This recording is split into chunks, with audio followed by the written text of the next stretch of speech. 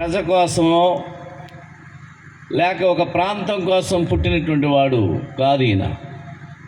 లోకులందరి కొరకు ఆయన పుట్టి ఉన్నాడు. లోకాసువార్త 19వ అధ్యాయము 10వ వచనం అంటున్నాడు, నశించిన దాన్ని వెదకి రక్షించుటకు మనుష్య కుమారుడు లోకమునకు వచ్చెను.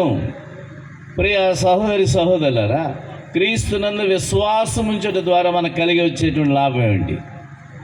యేసు ప్రభు కంటే ఘనమైనటువంటి నీతి సూక్తులు తెలియజేసిన వారు చాలామంది ఉన్నారు. చరిత్రలో, పురాణాల్లో ఉన్నారు, ఇతర మతాల్లో ఉన్నారు. కానీ యేసు క్రీస్తు నమ్ముకుంటే కలిసి వచ్చేటువంటి 3 ప్రయోజనాలు మనం చెప్తాను, నేను చెప్పి ముగిస్తాను.